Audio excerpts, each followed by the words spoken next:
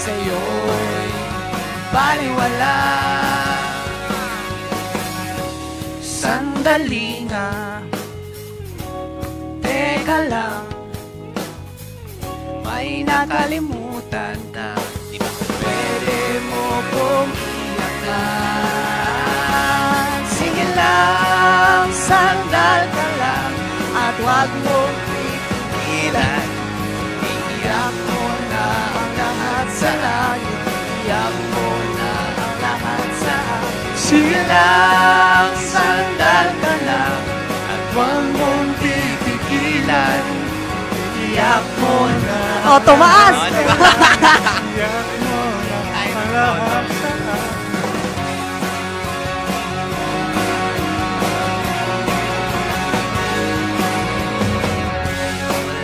Ako naghihintay, lagi mo tatandaan, di ka naman nag-iisa. Dito lang ako magiging sa'yo. Sa akin ka bayunas.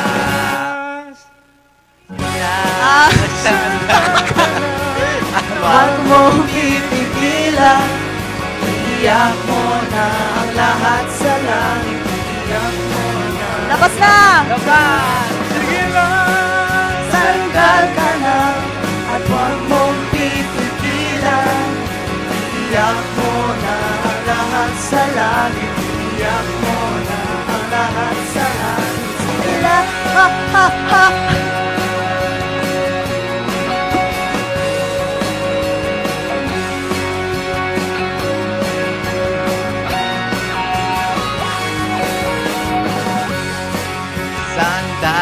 Taasan mo isa. Oh. Iyak mo na lahat sa langit, iyak mo na lahat sa akin. Sige lang, sandal ka na, at huwag mong pipigilan. Iyak mo na ang lahat sa langit, iyak mo na ang lahat sa akin. Sige lang, sige lang.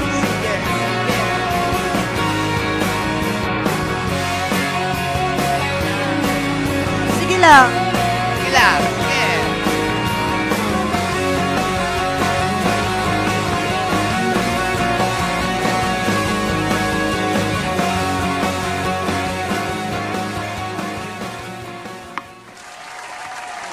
Gawing special ang Friday morning kasama ang MB Barkada.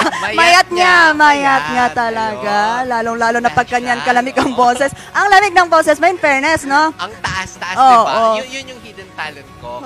Kaya kong taasan. Kaya mong taasan, tas babaan. Oo, mababa tayo ngayon. Ayan, dito is... Special talaga ang no, araw natin ngayon. Bakit naman? Bakit kaya? Mapapanood natin mamaya sa third gap pa. Pero ikaw naman, kamusta naman ang iyong Friday? Kasi since ito is last Friday for the month of August. I'm excited kasi mag-weekend na, rest day ulit. Pero ngayong August, maganda naman ang naging takbo ng August ko. Ikaw, Miss Vanessa, kamusta naman ang August mo? Maganda ang naging lakad. Kasi kung sa'yo takbo, sa akin lakad. Perfect! Dapat may slow lang. Slow lang. Slow pace. Slowly but surely, of course. Ayan. At dito nga meron tayong matutunghayan. Kasi ngayong umaga, napag-usapan natin na today is the last Friday for the month. At syempre, maraming mga magbe-birthday. Pero kailangan din nating malaman kung ano nga ba ang sinisimbolo ng ating mga birthstones sa ating mga birth month. Yan ang ating tutuklasin dito sa Share Mo To.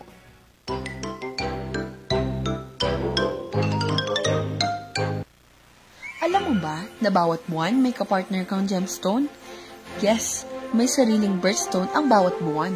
At hindi lang ito basta pampaganda. May meaning, may history, at minsan, may halaga na kasing bigat ng bahay. Ang concept ng birthstones ay nagsimula pa noong Bible times sa breastplate of Aaron, kung saan may 12 gemstones na nire-representa ang 12 tribes of Israel. Later on, ginamit na rin ito sa astrology. At noong 1912, naging official na yung monthly birthstones na ginagamit natin ngayon. January, garnet, para sa protection. February, amethyst for peace of mind. March, aquamarine for calm. April, diamond for strength. May, emerald for love. June, pearl or alexandrite for intuition. July, ruby for passion. August, peridot for positivity. September, sapphire for wisdom. October, opal or tourmaline for creativity. November, topaz or citrine for joy. December, turquoise, zircon or tanzanite for luck. Pero teka, hindi lang sila magaganda. May meaning din. Some bring luck, others love, or even protection. Pero kung rare at mahal ang hanap mo, ito ang mga top tier na birthstones na pang collector level na. Number 1, turquoise. Ang presyo, $100 to $1,000. In Philippine peso, 5,800 to 58,000 pesos. One of the most common birthstones, though high quality, natural tortoise is getting rarer. Number 2, zircon. Ang presyo, $300 to $1,500. In pesos, 17,400 to 87,000 pesos. Often confused with synthetic stones, but natural zircon is still fairly available. Number 3, aquamarine. Ang presyo, $500 to $2,500. In pesos, 29,000 to 145,000 pesos. A calming blue stones that easy to find, especially in lighter shades. Number 4, tanzanite. Ang presyo, $300 to $2,000. In pesos, 17,400 pesos to 116,000 pesos. Found only in Tanzania, making it rare geographically but still seen in jewelry stores. Number 5, spinel. Ang presyo, $500 to $5,000. In Philippine peso, 29,000 pesos to 290,000 pesos. Underrated but beautiful and more available now than before. Number 6, black opal. Ang presyo, $1,500 to $10,000. In pesos, 87,000 to 580,000 pesos. The rarest type of opal with dramatic play of color, mostly from Australia. Number 9, emerald. Ang presyo, $5,000 to $15,000. In pesos, 290,000 to 870,000 pesos. Fragile but timeless. Top quality emeralds are rare and pricey. Number 8, Paraiba tourmaline. Ang presyo, $5,000 to $20,000. In pesos, 290,000 to 1.160 million pesos.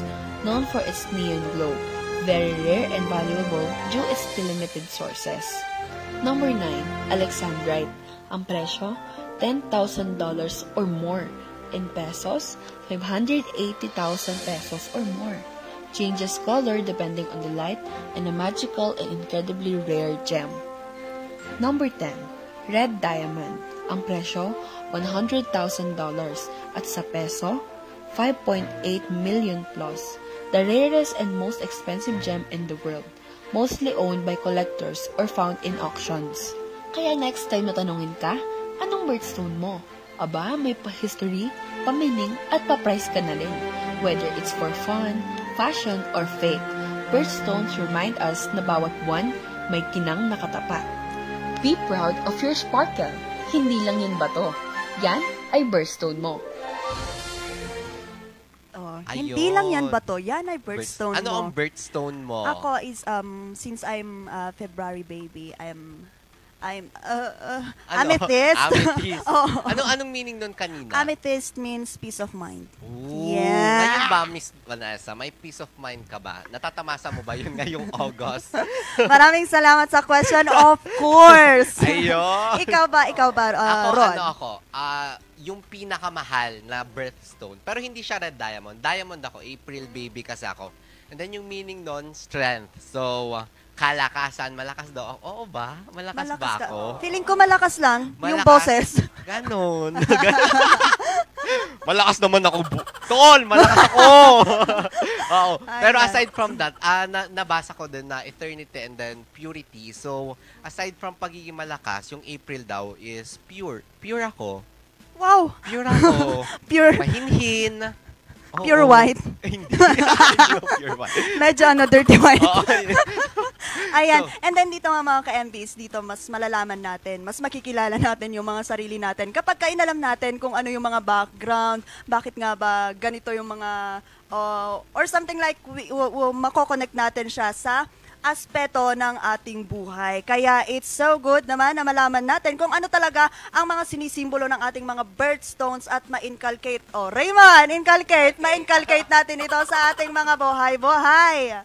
Ayun nga. So, since pinag-uusapan natin itong birth month, Yes. kaarawan, dumako naman tayo sa isa. Di ba, may isang pamahiin daw kasi na pag malaki yung tenga mo, mahaba daw ang buhay mo. So, alamin natin yan dito sa Pamaliwanag.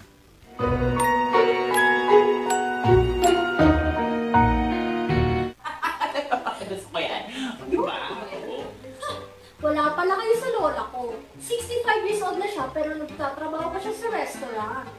65 years old? Walang-wala yan sa lola ko. Alam mo yung lola ko? 70 years old na, nagzuzumba pa rin. Ano? Isa na 65, yung 70. Yung lola ko 100 years old. Ganun katanda, bakit kanyo? Sa bahaba naman kasi ng tenga niya, nakuhan ka pa niya mag 100 years old. Ha? Ganun ba yun? Sa kanto, inuman o family reunion. Isa to sa mga classic birong may halong paniniwala. Pero teka, totoo ba talaga to? O chismis lang na minanapan natin kay lolo at lola? Saan galing ang paniniwala? Sa kultura natin, matagal nang sinasabi, ang taong malaki ang tenga, mahaba ang buhay.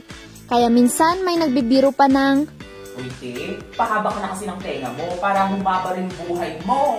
Naku. pero anong sabi ng science? Ayon sa pag-aaral, walang scientific evidence na nagsasabing may connection ang laki ng tenga sa haba ng buhay. Oo, lumalaki ang tenga habang tumatanda tayo, pero hindi dahil sa long life powers. Ang dahilan? Gravity, natural collagen loss, at ang pagluwag ng cartilage sa katawan. Wait, ano ang cartilage? Ang cartilage ay yung flexible na tissue sa tenga, ilong at ibang bahagi ng katawan.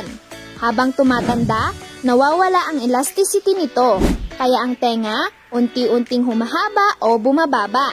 Around 0.2 to 0.5 mm per year ayon sa ilang studies. Kumbaga, lumalaki ang tenga kasi tumatanda ka na, hindi dahil sa mahaba ang buhay, kundi dahil matagal ka nang nabubuhay. So bakit buhay pa rin ang paniniwala? Simple lang, sa mga matatanda, malaki talaga madalas ang tenga at dahil madalas sila ay may karanasan, may wisdom, matagal nang nabubuhay. Pero again, correlation is not causation. Malaking tenga is equals to mahabang buhay? Oo, lumalaki ito sa edad. Normal lang yan sa aging. Okay nang maniwala sa pamahiin. Basta back up ng facts. So, ano ang sikreto sa long life? Hindi yan sa laki ng tenga, kundi sa healthy lifestyle, balanced diet, regular check-ups, at syempre, tamang kaalaman. Kaya pag may nagsabing ang laki ng tenga mo ang haba siguro ng buhay mo, smile ka lang at sabihin, ay oo, kaya dapat healthy rin ang choices ko para sabayan yan. Wala kayo sa lola ko. Lola ko kasi. Wag na. Wag na. Ayan. Ayan. Kaya ano pala, pero yung sa'yo, medyo pag minimeasure natin, medyo parang Malaki aabot ba? ka pa ng 115. Huwag naman, 100 na lang, para 101, para makareceive ako ng 100,000. Oo, tama. Pero dapat healthy living ka din. Oo Kasi, nga. Pagpamahiin kasi, yun nga sabi nila, pagpamahiin, kailangan pa rin backupan ng facts. So, kung walang scientific explanation siguro, then pamahiin siya. Di ba? Kaya nga pamahiin, di ba? Kaya pamayin kasi walang scientific explanation. Charot lang yun. Ayan, pero it's naman, good din naman na maniwala din tayo sa mga ganito. Kasi may chances na malay mo nga naman, umabot ka ng 115 years. Oo, sumabog na at nagunaw na ang lahat-lahat, pati ang mundo. Ikaw na lang ang natitira. Oo. Ang alam ko kasi, pag malaki daw ang tenga, malakas ka lang makasagap ng mga chismis. Ay, pero sa gantong size ng tenga ko, malakas pa din naman. Malakas. So, pamahiin talaga. Pamahiin talaga siya. Depende talaga yan. Pero nai-stretch daw yung mga tenga natin dahil daw sa cartilage. Kaya lumalaki yung tenga natin or sa gravity. Ngayon ko lang nalaman actually na isa sa mga cause ng paglaki ng tenga is gravity. Bakit? Ewan ko din. Sabi dun sa AVP, gravity. Akala ko kasi ang gravity pag nasa outer. Ano, ma'am? Hindi, ayan, at simula pa lamang yan, mga ka-MB, dahil mamaya, aabangan natin kung ano nga ba ang pinaka-special performance ng ating birthday girl, ang ating true baby girl ng RNG. Pero sa ating pagbabalik, ay matutunghayan din po natin ang mga nagbago at nagbabagang balitang nakalap ng RNG Luzon. Ano nga ba ito, Ron? Walang action. So, ang una... Ayan, dahil nga dito sa paglipanan ng mga proyekto dito sa Baguio City and even sa Cordillera as a whole, meron pa ring mga flood control projects na wala pa ring aksyon hanggang ngayon. And even eto nga, in connection din dito, magkakaroon ng lifestyle check ang DPWH para tignan kung sino nga ba talaga ang may problema dito, ang contractor nga ba o si Ron. Ayan, at dito rin, babantayan din nila ang pagpasok ng La Nina dito sa Pilipinas. Ayan, lahat ng yan sa pagbabalik ng Morning Balitaktakan.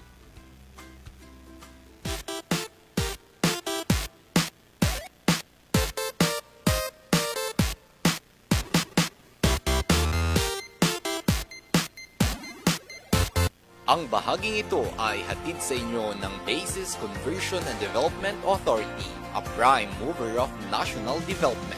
We transform former military bases and properties into premier centers of economic growth. Ang bahaging ito ay hatid sa inyo ng Puerto de San Juan Beach Resort Hotel and Residences. Puerto de San Juan Beach Resort Hotel and Residences, a high-end and exclusive residential enclave and boutique luxury resort located at the heart of San Juan, La Union, the surfing capital of Northern Philippines. Bulok, maliliit at hindi ba malusog ang inyong mga halaman? Omega Green ang kasagutan. Ihalo lang ang 2 kutsara nito sa isang maliit na container at kaunting tubig. Pagkatapos ay ihalo sa knapsack sprayer at pwede na itong spray sa mga pananim. Meron itong nitrogen, phosphorus, magnesium, copper at zinc na tumutulong sa pagpapaganda at pagpapabilis ng tubo, pagpapanatili ng nutrisyon, mas malagong mga dahon at panlaban sa mga sakit ng mga halaman. Hindi rin ito nakasasama sa kapaligiran. Pwede rin ito sa kahit anong klase ng halaman, mapa-highland crops o lowland crops. Omega Green by Encom Agri-Marketing, the ultimate friend of farmers.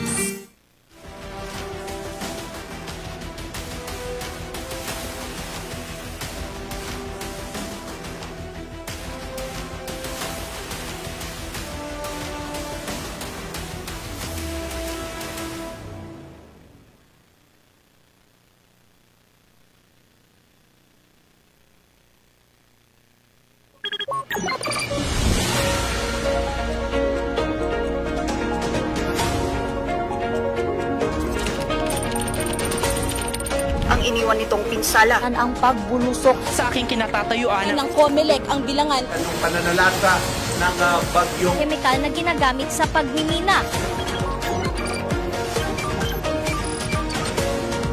na makakapagpabuti sa buhay Ito ang dating tennis court ng Baguio Athletic Coach. ng El Nino na nararanasan sa sakyan dito sa bangin. nang matumba ang poste. Ang posibleng pagbuho ng bundok.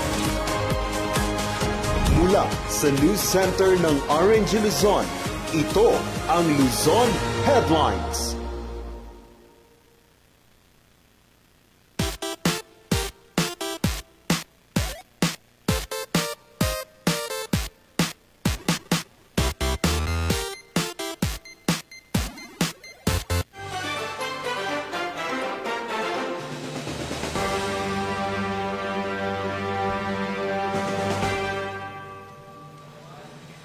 Magandang umaga sa ating lahat. Narito na ang mga balitang nakalap ng RNG News. Inirereklamo ng ilang mga residente sa isang barangay sa Baguio City ang di umano'y putol na pagkakagawa ng flood control projects. Ayon sa kanila, hindi raw nasunod ang plano para sa proyekto. Narito ang report.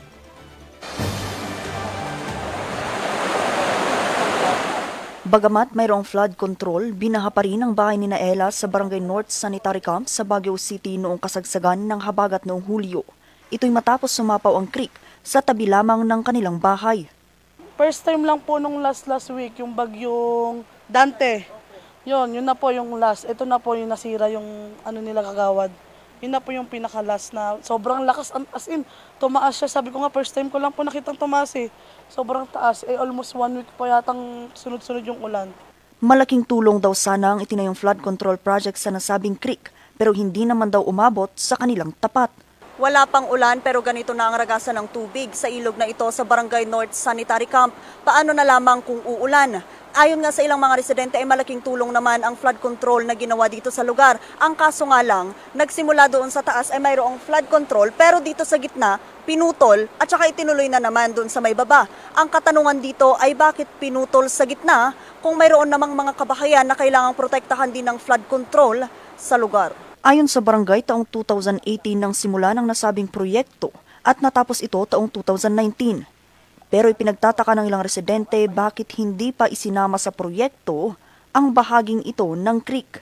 Inireklamo din ito noon ni Nanay Brenda matapos sakupin ng nasabing proyekto ang 90 square meters nitong lupain. Inilihis nila kasi meron talaga doon sa approved plan ng title, meron doon yung naka-indicate talaga na creek. Inilihis nila, dinala dito sa may title.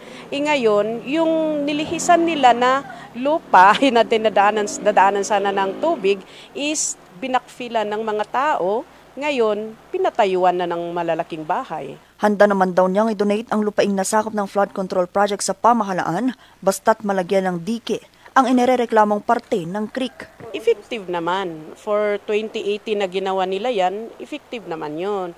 Yun lang yung part ng flood control na hindi nila itinuloy.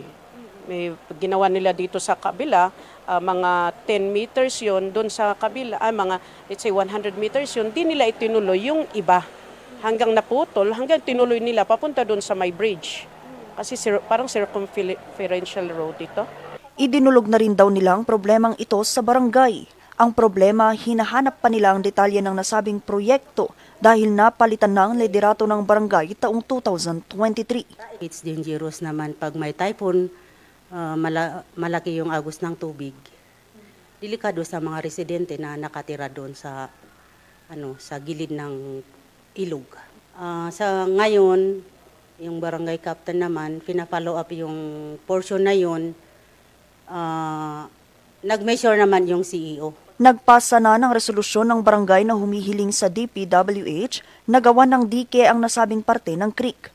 Tugon naman ng DPWH sa kanila, wala raw pondo para rito. Nagsagawa na ng inspeksyon kamakailan ng City Engineering Office ng Baguio City pero wala pa raw kasiguraduhan kung kailan ito gagawin at matatapos.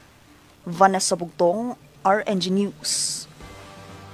Sa patuloy na pagkakadiskubre naman ng mga maanumalyang flood control projects, ipinag-utos na ni Pangulong Ferdinand Marcos Jr. ang pagsasagawa ng lifestyle check sa ilang mga kawani ng pamahalaan. Ang publiko sang-ayon dito dahil ayon sa kanila, panahon na para pagbayarin ang mga nagnanakaw sa kaban ng bayan. Magbabalita, Angel Arquero. Mula nang ilunsad ni Pangulong Ferdinand R. Marcos Jr. ang sumbong sa Pangulo website, 11 flood control projects sa Marikina, Iloilo, Bulacan at Benguet ang nainspeksyon ni Pangulong Bongbong Marcos. Umabot na rin sa halos 9,000 reports ang natanggap ng Malacanang tungkol sa maanumalyang flood control projects. Sa pag-alingasaw ng mga ebidensya at aligasyon, nanindigan ang Malacanang na dapat panagutin ang mga mapapatunayang nagnakaw sa kaban ng bayan at kung saan napunta ang mga pondo para sa mga nasabing proyekto. Ipinag-utos ni Pangulong Ferdinand R. Marcos Jr. ang pagkakaroon ng lifestyle check sa lahat ng mga opisyal sa gitna ng investigasyon patungkol sa maanumalyang flood control projects. Kasabay nito, Binigyan diin ni Pangulong Marcos Jr.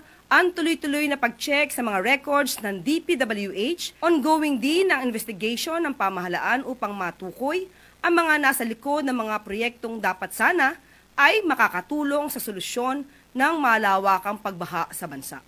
Sa isasagawang lifestyle check, sisilipin ang Statement of Assets Liability Network o SALN ng mga opisyal, gayon din ang mga ari-arian at travel history. Tiniyak ng Malacanang na hindi sasantuhin ang mga mapapatunayang nagkasala. Sasampa ng kaso ang dapat masampa ng kaso. Walang sisinuhin, walang malapit sa puso, walang kaalyado, kung sino man ang involved dito, sasampa ng kaso. Sakop ng utos ng Pangulo ang lahat ng opisyal ng gobyerno, pero uunahin dito ang mga opisyal ng Department of Public Highways o DPWH. Ang publiko, sang-ayon naman sa utos ng Pangulo. Kontraktor sana ang nila. Sila ang gumagawa ng palpak. Yes, of course, we are known for being good governance dito sa City of Baguio. So, at least that would be good para sa transparency ng lahat, para no more questions. Mga ahensya mismo ang inaasahang magsasagawa ng lifestyle check, pero nariyan rin ang iba pang ahensya tulad ng Ombudsman at BIR. Sa ginagawa pong pag-iimbestiga ng Pangulo dito, ito naman po ay hudyat na rin po para sa mga ibang government agencies like COA, BIR, LGUs, Bureau of Customs, na magkaroon po ng pag-iimbestiga rito. Maraming po tayo nakikita na maraming nagkakaroon ng luxury cars. Malamang ay dapat makita rin po ito ng BOC. Nauna nang umarangkada ang investigasyon ng Senate Blue Ribbon Committee at Kongreso sa pag-iimbestiga sa mga maanumalyang flood control projects. Angel Arquero, RNG News. Bukod sa LPA, binabantayan rin ngayon ng pag-asang pagpasok ng La Nina sa bansa. Ang ilang mga magsasaka sa Benguet nagdadalawang isip kung magtatanim pa ba sila sa kabila ng perwisyong dinala ng pananalasa ng habagat at bagyo. Magbabalik sa report, Angel Arquero. Matapos mabaha ang taniman ni Tatay Peter sa strawberry farm La Trinidad, Benguet, noong bagyong Emong, balik muli ito sa pagtatanim ng punla. Ito'y para mabawi niya ang halos 100,000 pisong pagkalugi. Pag talagang maraming malulugi pag ganitong masarap pag bagong tanim na yung mga yung iba pag kahit malapit ma-harvest kung talagang mabahayan, talagang walang pakinabangan doon. Awan unay mula pa no kastangalan niya. Awan na talaga kita ti farmer dito no kasi nga tudo. Pero nagdadalawang isip ito muling magtanim matapos nagbabala ang pag-asa na posibleng maramdaman ng La Nina sa huling quarter ngayong taon. Madama ko mga panagmumula mitatanga bulan ti August ay September panagmumula ko madiyente strawberry kan dagito natin matlangam. Halos awan pa timing kami no kas dito panagtutudo. Isa lamang si Tatay Peter sa libo-libong magsasaka sa bayan ng La Trinidad na nangangamba sa posibleng banta ng La Nina sa bansa sa susunod na buwan. May possibility na may La Nina. At na-monitor nga na medyo by September, October, November season na mayroon 53% na La Nina. Pero ito ay short-lived lang kasi at pagdating na ng last quarter or first quarter ng the year, mag-neutral ulit. Ayon sa Pag-asa, nangyayari ang La Nina tuwing lumalamig ang temperatura sa karagatang Pasipiko. Nauna nang naglabas ang DOST Pag-asa ng La Nina Watch noong August 26 para mapaghandaan ng pamahalaan at ng publiko ang epekto nito. Bukod kasi sa sobrang ulan, kaakibat din ng La Nina ang sunod-sunod na pagtama ng mga bagyo. Pero ang kaakibat nito, yung maulan, Pero because yung nararanasan nating weather condition ngayon, sa nito ng yung trough ng ating yung low pressure area. Actually, bagyo na siya ngayon, si Jacinto. Pero mamaya baka palabas na rin siya. Tuloy-tuloy lang nila yung kanilang planting cycle kung ano yung tinatanim dahil ang banta naman ng La Nina ay napakalit, kaya nga short-lived lang siya, hindi siya prolonged. Bagamat hindi man mataas ang porsyento ng epekto ng La Nina sa bansa, pinag-iingat pa rin ng ahensya ang publiko sa maaari pa ring banta ng habagat na posibleng magtagal hanggang Oktubre. Angel Arquero, RNG News. At yan ang mga balitang nakalap ng RNG News. Abangan mamayang alas 5:45 ang mga bago at nagbabagang mga balitang hatid ng Luzon Headlines. Magbabalik ang Morning Balitaktakan.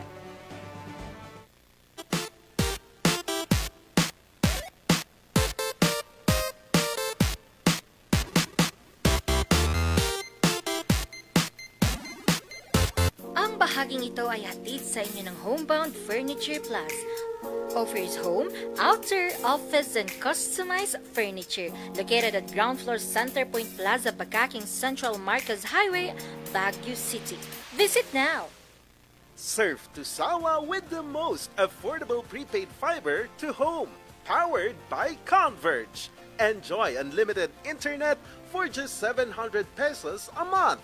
Walang lock-in period or kontrata. Napakamura at 4 pesos daily only. Mabilis at available nationwide. Visit us today at the ground floor of Baguio Methodist Building, Marcos Highway, in front of BGH Flyover, or like and visit our Facebook page, Highland Internet Surf to Sawa. Ang bahaging ito ay hatid sa inyo ng Pongtao Dashcam Supplier, located at Longlong, La Trinidad, Benguet. Pongtao, para sa mga kailangan ng inyong sasakyan. Mazar Music offers a complete line of musical instruments.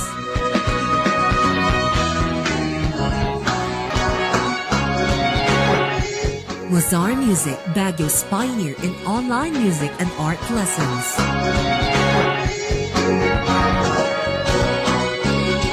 Mazar Music, bringing music closer to your hearts.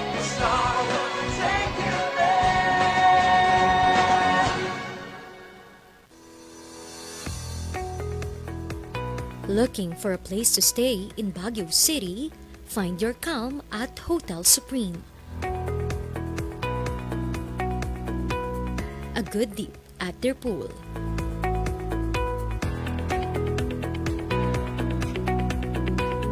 Clean and comfortable rooms with a view.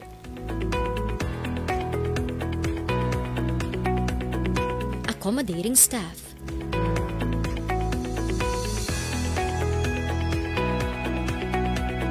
You can also enjoy a sip of coffee at their coffee shop.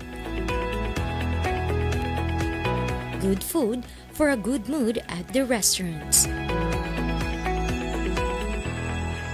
Spacious halls for events, and many more. A perfect balance of business and relaxation, all at Hotel Supreme.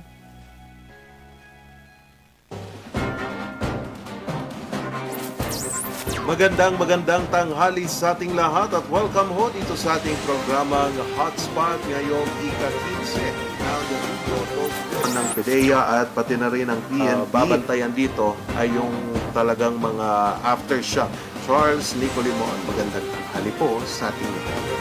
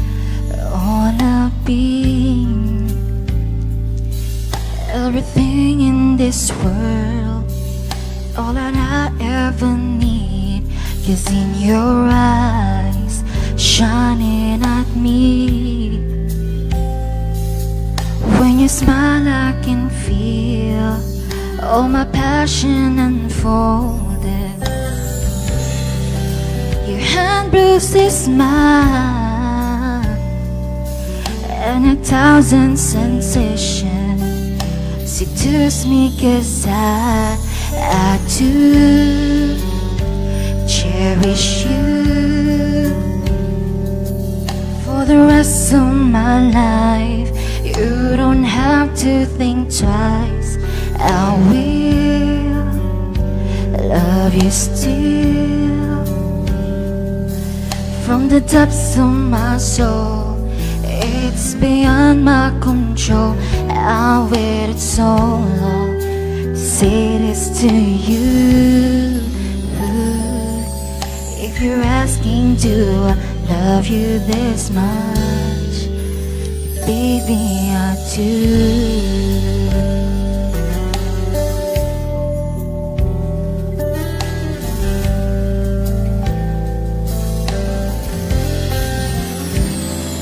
My world before you,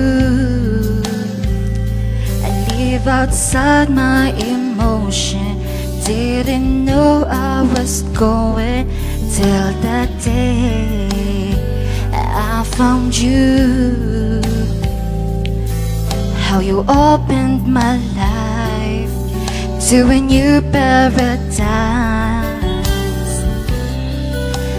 World turned by chance, still with all my heart, till my dying days, I do cherish you for the rest of my life. You don't have to think twice. I will love you still for the depths of my soul. It's beyond my control. I waited so long to say this to you. If you're asking, do I love you this much? Baby, I do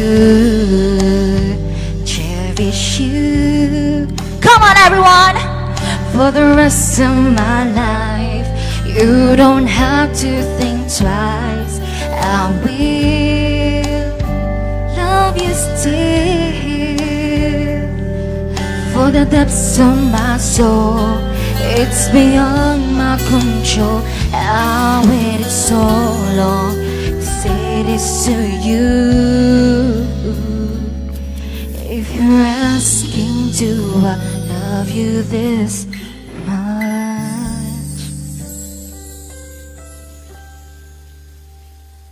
Baby, I do.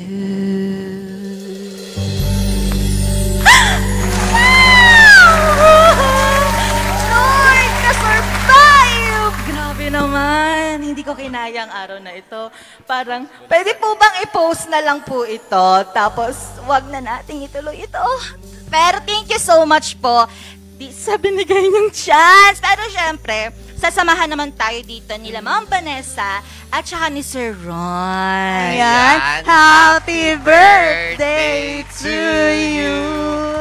Happy birthday. Firstly po, ilang taon na po ba ang Miss Angel? Oh, gosh! O, ilang taon na ba tayo? Ano na po tayo? 23 years old. Hindi man halata, pero 23 years old, di ba? 23? No! Well, akala ko 35 ka na. To you. Happy birthday. Happy birthday to you. Oh, may Okay, make a wish. Happy birthday to you. Happy birthday. Yay! Grabe, ang araw na ito. Gusto ko nang matapos. Gusto ko nang matapos, pero thank you so much po sa pa-cake, di ba? Ayan. Oo. Dito yan, iuwi mo pa eh. Hawakan mo muna. Balikan ko na sana sayang. Sa akala mo, mapupunta mo yan sa bag mo. Igamit ko natin sa mukha mo ngayon. Uy, wag naman. Wag. Ayan, dito kwentuhan mo naman kami. Kung Oo nga. ano naging inspiration mo? Bakit ka kumanta? Sa kanta mo? Ay, akala ko ang katanungan nyo, bakit ka po kumanta? Hindi ba ganon? Mali ata yung napasukan. Masukan, oo nga. Hindi, pero ano kasi, wala. Ito lang yung naisip kong kanta as of the moment. Parang, maganda kasi siya. Para kasi siyang ano lang, malamig lang. Kaso hindi malamig yung sa akin kasi malamig din yung boses ko, napasma nga lang. Sa sobrang lamig, sa sobrang feeling ko lamig. mga nanonood, napasma yung mga yon. Oo. Pero hindi, itong ID nito siguro, Hindi, para to sa lahat ng family ko and also my friends and of course, ang RNG na naniniwala sa akin. So, nakakommit ako doon sa part na yon. Kaya I always, Aido! Oo, hindi yung Aido na Aido. Oo. So, ano naman si Miss Angelica sa off-cam? What kasi no? Hindi ano. Ano naman yung nagtatransform ako? Hindi. Pero kung ano pa yung nakikita niyo sa on-cam, makulit, maingay, madaldal, medyo timang-timang, ganun din po ako off-cam. Siguro lang tumatahimik lang ako kapag nauubos din ang social battery ko. Pero feeling ko hindi talaga nauubos yung social battery mo. Parang hindi, di ba? Oo, actually. Hindi naman. Pagtulog lang siguro. In fairness naman sa'yo. Pero ganun talaga, maingay po tayo and friendly naman, mukha lang hindi. Sabi ko sinong iba nakaka-intimidate daw. Naku, hindi po. Kung may kailangan po kayo, lapit lang po. Wag lang po pera. Opo. Ayan. Dito is, since yun nga, parang ngayon ko lang narinig yung talagang boses mo. Wow! Ayun lang ba? Hindi kasi ang lamig. Parang medyo napagano ako. Hindi, joke lang. Biglang ayoko na po dito. Hindi kasi ngayon ko lang narinig yung ganong style or version ng boses mo. Napakaganda. Actually, na-inlove nga ako sa'yo. Number mo, man. 0945. Hindi. Pero ano yung story naman behind dito sa paano ka natutong kumanta? Paano ka natutong? Ano to? Guest ka namin ngayon. Hindi, marunong lang kumanta pero hindi magaling umawit. Kasi syempre, di ba, mahilig din naman talaga tayo sa karaoke. Ganyan. So, karaoke. Hindi, karaoke, mga video okay, ganong part, ganong mga doon tayo nahilig. Pero at least, nakanta, yung iba nga, di ba, yung nagkaroon pa ng album. Malay natin, Sunes, kahit magkaka-album ka na din. Photo-album, pero hindi siya yung yung maraming kanta, nakakainis na. Pero thank you so much po. Ayan. Nakatulog naman ang Miss Angel sa kanyang kakaisip, sa kanyang performance. Paano mo ito pinaghandaan? Pinaghandaan? Merong oras pa ba? Wala. Pero wala akong pinipare everything. Basta, mag-makeup lang and everything, mag-pray. Speaking ganyan, paano mo pinapanatili yung pagiging fresh mo, especially dito sa MB? Sige, ibibigay na natin to sa kanya. Kasi bagong ligo lagi. Pero pag inabot ka na ng mga 2:00, ganyan, hindi niyo na po makikilala ang Angelica. Pero grabe, di ba? Noon ako ang pangatlong na sa pamilya nyo, mga Panginoon, pero bumaba lang yung hairline. Kaya naging na siya, pantay na siya. Ang cute naman ni Ma'am Anggel. Cute naman pagkabata niya. Kwentuhan mo naman kami anong story behind ditong sa mga pictures na naka-flash sa screen. Yung mga pictures na yan, from ilang months ako, oh gosh, bakit meron yan? Mukha akong lalaki dyan. Saan ka ba dyan?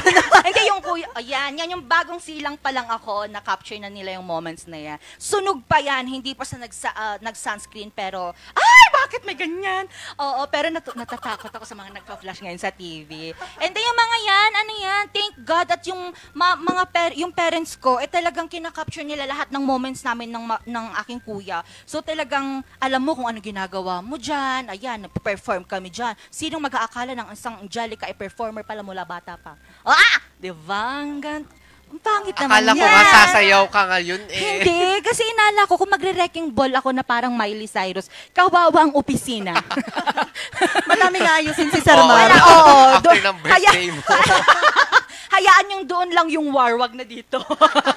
Totoo yan. Pero ayan, ang pangit ko. Pero mahilig talaga kayo sa mga ganyan, yung mga karaoke, mga performance sa Kahit hindi kami marunong kumanta ng ng pamilya ko, talagang kanta-kanta pa rin kami, sumasayaw. Especially kapag may mga birthday or occasion, gano'n. Yung kuya mo kumakanta rin? Hindi. Walang talent yun. Hindi. Yung kuya ko naman mabait yun. Talagang napaka-stricto siya. Mas stricto pa siya kaysa sa tatay ko. Oo, kaya love-love ko yan kahit That's the perks of having brother. Yeah, oo. Nawalan na. Nawala na. Ano yung hopes mo this year? Or mga birthday wish mo siguro sa sarili mo? Birthday wish ko? Wala akong wish sa sarili ko. Siguro gusto ko lang lahat, good health sa parents ko, siyempre sa lahat ng sa family ko. Tapos after nun, kahit ako na ganun. Siyempre, oo, kailangan muna. Napakabait. Oo, pamilya ko muna bago ako, ganyan. Ang saya namang magkaroon ng isang anak na Angelica. Ay, oo naman. Napakaswerte po ng iyong nanay. Shout out Paampon sa'yo. naman sa inyo. Pero madaming challenges and at least na naman natin, na o-overcome natin. Typical na challenges yung iba, mabibigat. Pero thank God at ang dami kong friends na, and even ang RNG na nakasurround sa akin para ma-overcome ko yung mga challenges ko na hinaharap araw-araw. Ayun. Ano naman yung message mo sa iyong family? Kasi since sa iyo, nakikita ko kasi you're so family-oriented. Yes. Wala. Kung nasaan ako ngayon, dahil yun sa kanila. Oo, kasi sila yung nagpupush, hindi yung literal na, anak, gawin mo to, gawin mo yan. Hindi, parang yung pagpupush na yun, parang yun yung ginagawa kong, kung ano yung situation namin ngayon, yun na lang. Yun yung parang nagiging inspiration ko para mag-thrive pa ng mag-thrive. Para naman, kasi yung pangarap ko, hindi lang po yun para sa isang tao. Para yun sa lahat ng aking pamilyang, parang naniniwala sa kakayahan ko. Ayun. Ganyan ang isang Miss Angelica Arquero. Makamahal. Mukha lang lukaret, pero ay nako. Mapagmahal talaga si Miss Angel. I will, i-risk ko lahat para sa kanila. I-release? Sila lang. Sila lang wag kayong dadama. Akala ko kasali kami. Bakit naman hindi? Ang laking tulong din ng kayo mga kasama ko dito, si Ma'am Vanessa, ikaw, si Sir Ron, Ma'am Ron, Ma'am Bea, lahat, Ma'am Ren, Sir Leo, Ma'am Kate, Sir Coco, halos lahat kayo talaga, ang daming naitulong sa akin, especially sa sa skills na nade-develop ko araw-araw. Ayun, speaking of natutunan, this year siguro, ano yung pinaka-the best mong natutunan? Yeah, or highlight na natutunan mo this year? This year? Ang mahal. Magkaroon ng mahabang pasensya. Kasi sa gantong larangan ng trabaho, yun yung isa sa mga kailangan mo Para naman kahit papaano. Kasi yun yung way para naman para hindi magkaroon or makabuo ng conflict between ikaw and of course yung trabaho mo, ganun. Pasensya kahit sino naman siguro. Oo, kailangan ng mahabang pasensya. Kaya nga thank you kay Ma'am Kate kahapon kasi binigyan niya ako Nauubusan ka na ng pasensya. Nauubusan na ako pero bigla siyang nandyan. Sinave niya yung pasensya ko. Binigyan niya ako ng pasensya pastries. Wow! Sino ka dyan? Ano pa ba? May gusto ka pa bang sabihin? May gusto ka bang sabihin? Gusto ko pong pasalamatan, of course, si Papa Jesus. Wow. Ayan. Si Papa Jesus po, si God kasi siya po ang dahilan kung bakit araw-araw pa rin tayong bumabangon. And of course, lahat ng mga na re-receive kong blessings araw-araw, siya yung naman yung nagiging dahilan. Siyempre, yung parents ko po, yung mami ko, si Mami Brenda, si daddy ko, Hector, yung kuya ko, sila yung laging pagdating pa lang or mag-gather pa lang, nagme-message na sila na, anak, mag-iingat ka sa gathering mo, mag-pray ka lagi. Nagpe-pray naman ako, mami. And of course yung yung sino pa ba? Mga friends ko, hindi man sila ganun ka-vocal, pero pinapakita nila in different ways na talagang they support me sa lahat ng ginagawa ko. Po? Sinong Brian? Sino pa si Brian? Natatakot po ako sa nagsasasabi niyo. Baka mamaya may sumulpot dito, masusuntok ko kayo.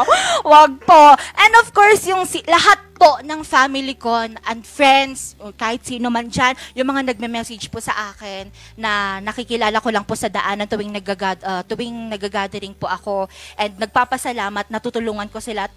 Ang laking tulong rin po nung pag-appreciate nyo pa lang po sa ginawa ko. Napakalaking tulong na po yun sa akin. Punong-puno ang puso ng Miss A sa kanyang birthday. Totoo. Pwede bang matapos na? Wala pa. Wala pa. I-extend pa daw. May 10 Akala ko may minutes pa. performance ka pang isa. Meron pa ata, Wala. di ba? Wala na. Wrecking ball? Oo. Anong wrecking ball? Walang ball dito, balon lang Balon. nakakita nyo. Maglalaro tayo ng scoreboard. Scoreboard talaga po tayo.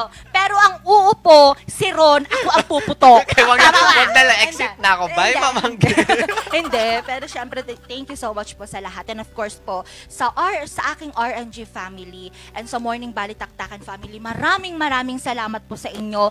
Kayo po ang naging dahilan kung bakit po nahubog ako sa kung sino ako ngayon. Nahubog! Hindi nyo kinaya yon. Nahubog po ako kung sino ako ngayon, kung ano po yung mga bakit may ganyan, iiyak ako.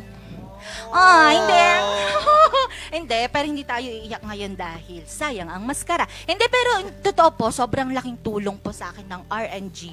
Kasi noon, hindi ko naman naakalain na kaya ko palang gawin yung mga nagagawa ko na ngayon. Kasi parang hindi ko pa mahal. Pero ilang weeks pa lang, parang dahil sa lahat ng mga natatanggap kong suporta, lahat ng tinuturo nilang talent, skills kung paano gawin yung gantong bagay, hanggang ngayon, ina-apply ko and I know na kahit hindi, na siya sa trabaho ko, talagang magagamit ko yung mga natututunan ko dito sa RNG. Ayan. Ayan. At mukhang maiiyak ka talaga dahil kaya wag tayong may isa pa tayong May isa tayong mensahe. mensahe na mapapanood.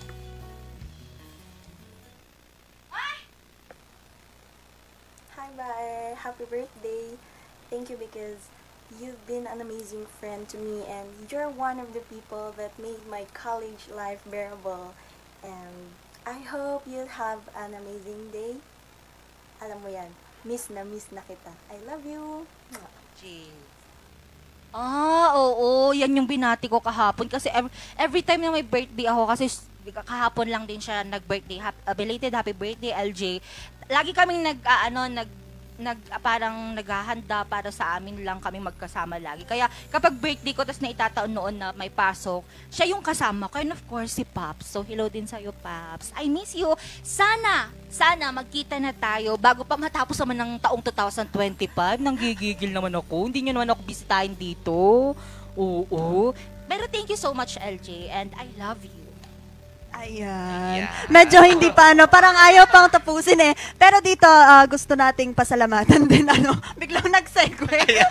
Gusto din nating pasalamatan ang ating mga sponsors. Yes. Ayan. Ang Pongtao.com supplier located at Longlong La Trinidad, Benguet. Pongtao para sa mga kailangan ng inyong mga sasakyan. We would also like to thank Homebound Furniture Plaza, Baguio-based furniture showroom that offers home, outer office, and customized furniture. Field jobs accredited, free ocular inspection, free assembly at may minimal delivery charge. Homebound Furniture Plaza is on a mission to make Baguio City even more beautiful. They are located at Pure Gold Building, Marcos Highway, Baguio City. We would also like to thank Puerto de San Juan, your premier beach resort in San Juan, La Union. Experience Puerto de San Juan. And of course, ang ating Surf to Sawa with the most affordable prepaid fiber to home powered by Converge. And of course po, ang Bases Conversion and Development Authority, a prime mover of national development. We transform former military bases and properties into premier centers of economic growth. Ayan. At ang rinig na rinig. Ayan. Sorry po, excuse me. Yes. Abangan din po natin ang mga programa pa po na hatid naman sa atin ng RNG Luzon. Mamayang alas 12:30, makakasama natin si Mr. Charles Nicolimon sa kanyang programang Hotspot. At pagsapit naman po ng alas 5:45, ang mga bago at nagbabagang mga balitang hatid sa atin ng Luzon Headlines. Oh, Ron, baka may gusto ko namang batiin or pahabol na pasalamatang sponsor. Pinapasalamatan din namin ang kapisanan ng mga broadcasters ng Pilipinas. Ayan, thank you so much po. Baka naman may gusto po kayong batiin. Oo. Gusto kong batiin si Jan? Si Jan. Jan? Nandyan ka ba? Nandyan ka ba? Oo, sa aking pamilya, kilala niyo kung sino kayo. Ron, may gusto kang batiin. Sa pamilya ko sa Pangasinan, sa Batangas, si ate ko, and yung mga kasama ko sa Fairview. Magandang umaga sa ating lahat. Gusto ko rin pong batiin ang aking family ngayon na nagpre-prepare. Wow, nagpre-prepare. And of course, sa kuya ko, sa tita ko, mga tito ko, sa ninang Susan Aquino ko, hello po Ninang, good morning po, sa mga friends ko, and of course, sa lahat po ng bumati sa akin na nag-private message na hindi ko na po kayo kayang isa-isahin pa, pero maraming salamat po. May birthday na naman next week. Abangan natin yan sa Morning Balitaktakan! See you next week, mga ka-MB! Hello, Miss Bea, I miss you! Tapos happy birthday, Sir Coco! Happy birthday! Happy birthday, Sir Coco! Yes, may pansit! Happy birthday to you. Happy birthday.